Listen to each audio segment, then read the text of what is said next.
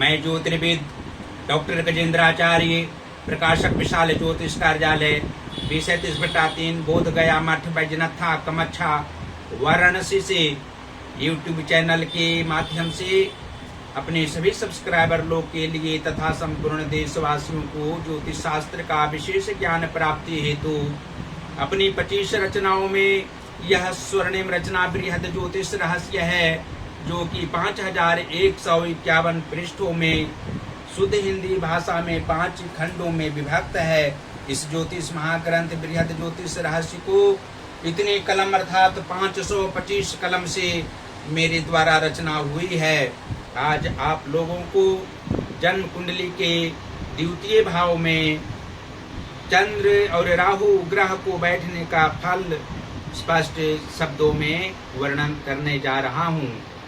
जन्म कुंडली के द्वितीय भाव में चंद्र और राहु के मेल से जातक धनोपार्जन सही रूप में न करके स्वजनों से लड़ाई झगड़े में अपना जीवन व्यर्थ के गमा देने वाले होते हैं। बिना कोई बड़ी बात की भी विशेष क्रोध में निरंतर रहना स्वाभाविक लक्षण ज्योतिष की दृष्टि से स्पष्ट होता है।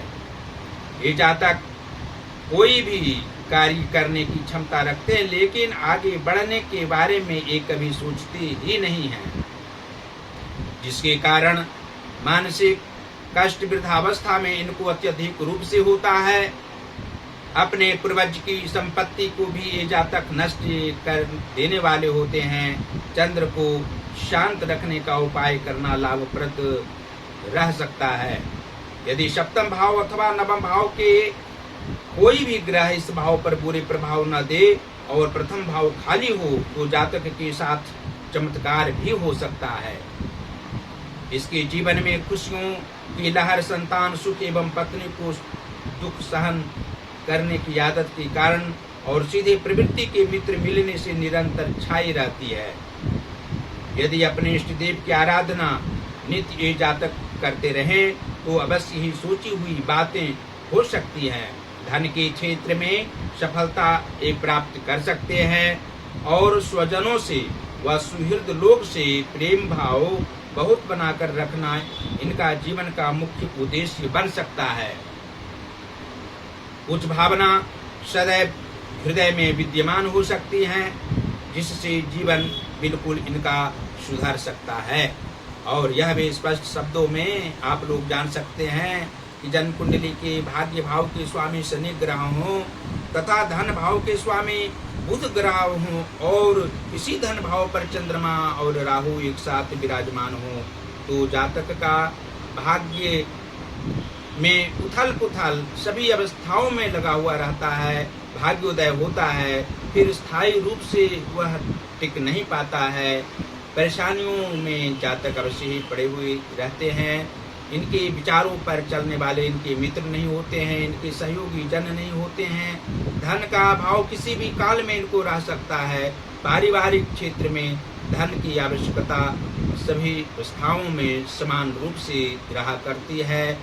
अपने कर्म क्षेत्र में भी जातक परेशानियों में मुख्य रूप से मानसिक तनाव में रहने वाले होते हैं। और जन्म कुंडली के एकादश भाव के स्वामी गुरु बृहस्पति हों तथा पंचम भाव के स्वामी बुध ग्रह हों तो द्वितीय भाव स्थित अर्थात धन भाव स्थित चंद्र और राहु के प्रभाव से जातक निरंतर अपने कार्यों में लगे रहने के बारे में कभी सोच नहीं सकते हैं और जो भी धन इनके पास आता है उस धन को सहयोग कर भी रखने वाले नहीं होते हैं। इनके कारण इनके परिवार जनों को भी मानसिक तनाव रहा करता है और आर्थिक स्थिति अपने अवगुणों के कारण जातक में किसी भी काल में अच्छी नहीं रह सकती है। जातक को पुत्र सुख अवश्य होता है, लेकिन पुत्र के विचारों से इनका विचार भिन्न होता है। पुत्र की भावनाओं की अर्थात संतानों की भावनाओं को समझने वाले नहीं होते हैं। ये अपनी इच्छा के अनुरूप कार्य करने वाले होते हैं। अन्य व्यक्ति की भावनाओं को न समझकर अपनी भावनाओं को समझने में लगे हुए रहते हैं।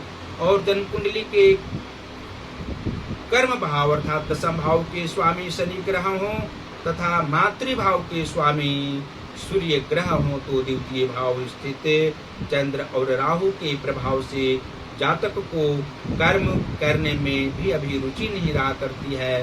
जितने बोलने वाले होते हैं उतने काम करने वाले नहीं होते हैं। इनकी कथनी और करने में आसमान जमीन का अंतर होती है। माता का सुख भी इनको प्राप्त नहीं होता है। कम ही अवस्था में इनकी माता की मृत्यु हो सकती है और पिता का भी सुख जातक को सही रूप में प्राप्त नहीं होता है। पिता के साथ उच्च विचार किसी भी काल में नहीं रहना और उनकी भावनाओं पर आघात भी पहुंचाने वाले होते हैं। इनसे इनकी पुत्र और इनके पिता भी नाराज रहा करते हैं। और अंत में यहाँ आप लोग जान सकते हैं कि जन्म कुंडली के सप्तम भाव के स्वामी मंगल ग्रह हों तथा लग्न से शुक्र ग्रह हो तो द्वितीय भाव स्थित चंद्र और राहु के प्रभाव से दाम्पत्य सुख में भी विविधान उत्पन्न होता है। इनकी इच्छाओं के अनुसार परिवार चलने वाले नहीं होते हैं। पति पत्नी में भी मधुर संबंध नहीं रहता है और वृद्धावस्था में पति पत्नी दोनों जीवित भी नहीं रहा करते हैं। मानसिक तनाव में भी युवावस्था में ज़्यादा जातक रहा करते हैं और मध्यावस्था के उपरांत भी सभी प्रकार की परेशानी पारिवारिक क्षेत्र में हुआ करती है। जातक में पराक्रम की भावना भी मुख्य रूप से नहीं रहा करती है। वृद्धावस्था से पहले इनकी मृत्यु भी हो सकती है। और जन्म कुंडली के छठवें भाव अर्थात रोग व शत्रु भाव के स्वामी शुक्र ग्रह हों तथा पराक्रम भाव के स्वामी चंद्रमा हो तो द्वितीय भाव स्थित चंद्र और राहु के प्रभाव से जातक को मित्र सुख प्राप्त नहीं होता है। मित्र बनाने पर इनको आत्मिक दुख भी होता है, मानसिक तनाव होता है, आर्थिक परेशानियों की सामना भी करनी पड़ती है और जातक सामाजिक क्षेत्र में पद प्रतिष्ठा प्राप्त करने के भूखे व्यक्ति होते हैं लेकिन पद प्रतिष्ठा प्राप्त नहीं होते हैं। ये सबकी भावनाओं को नहीं समझने वाले और अपनी इच्छा के अनुसार सामाजिक क्षेत्र में भी चलने वाले होते हैं। और आठवें भाव के स्वामी गुरु बृहस्पति हों तथा द्वादश भाव के स्वामी मंगल ग्रह हों तो द्वितीय भाव स्थित चंद्र और राहु के प्रभाव से जातक को संघर्ष करने पड़ते हैं। जीवन के पूर्वार्ध भाग और उत्तरार्ध भाग में भी मानसिक परेशानी मुख्य रूप से रहा करती है। धन का अपव्यय भी जातक करने वाले होते हैं। इनके व्यवहार से सामाजिक क्षेत्र में तथा व्यक्तिगत क्षेत्र में भी लोग संतुष्ट नहीं रहा करते हैं। और अंत में फिर यह आप लोग जान सकते हैं कि जन्म कुंडली के नीच भावों में यदि उच्च ग्रह बैठे हों और उच्च भावों में अर्थात केंद्र में पापक ग्रह बैठे हों तो धन भाव स्थित अर्थात द्वितीय भाव स्थित चंद्र और राहु के प्रभाव से जातक को शारीरिक कष्ट के अलावा मानसिक दुख और आर्थिक परेशानियों की सामना करनी पड़ सकती है। इसके लिए भगवान शिव की आराधना जातक को अवश्य ही करनी चाहिए। हनुमान जी की आराधना करने से भी मनोवांछित फल किसी भी काल में मिल सकता है और अनेकों प्रकार की परेशानियों से निजात भगवान शिव की पूजा से और हनुमान जी की पूजा से अवश्य ही जातक को ज्योतिषी दृष्टिकोण से निजात मिलना स्पष्ट है। और अंत में फिर इस ज्योतिष महाग्रंथ बृहद ज्योतिष रहस्य को आप लोग अपने अपने घरों में अवश्य ही मंगवावें। इसको मंगवाने से अवश्य ही आप लोग को ज्योतिष शास्त्र का विशेष ज्ञान प्राप्त होगा, अपने कुंडलियों का ज्ञान होगा। अपने अपने कुंडलियों को देखकर आप लोग निश्चित रूप से सांसारिक सुख प्राप्त कर सकते हैं। दुख दूर होना स्वाभाविक बात होगी। सांसारिक सुख प्राप्त होंगे तो आप आगे अनेकों जन का कल्याण भी इस ज्योतिष शास्त्र के ग्रंथ के अनुसार आप कर सकते हैं। इसको मंगवाने के लिए हमसे सीधा संपर्क कर सकते हैं और आप लोगों को यह बताना चाहते हैं यह प्रकाशित कार्य होता है, इसलिए आप लोग हिंदी का पुस्तक प्रकाशित यहाँ से करा सकते हैं, संस्कृत का पुस्तक प्रकाशित करा सकते हैं, इंग्लिश का भी बुक प्रकाशित करा सकते हैं। और इस समय अपनी 25 रचनाओं में जो हमारी 18वीं रचना वाक्योपदेश 3333 वर्णानुक्रम उपदेशात्मक वाक्यों में उद्धृत है, उसका एक एक वाक्य इंस्टाग्राम पर वीडियो बनाकर हम दे रहे हैं। ज्योतिष महाज्ञान जो अकाउंट हमारा है उसको अवश्य ही आप लोग देखें और अवश्य हमारी वीडियो को फॉलो करें। आप लोगों को अवश्य ही आत्मिक सुख वाक्योपदेश से प्राप्त होगा।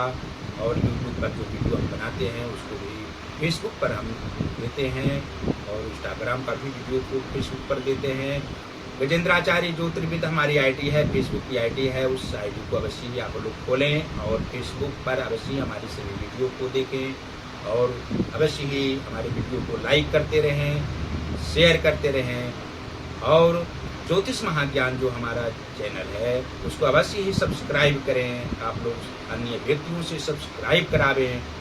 भगवान शिव देवाधिदेव महादेव काशी विश्वनाथ जी की असीम कृपा आप लोगों पर सदैव बनी हुई रहेगी और सदैव आप लोग प्रसन्न रहेंगे, निरंतर आत्मिक खुशियों में परिवार जनों के साथ आनंदित रहेंगे और हमारी सभी वीडियो को प्रसन्नतापूर्वक देखते रहें, समझते रहें और आत्मज्ञान प्राप्त करते रहें। इसी के साथ शुभकामनाओं के साथ धन्यवाद।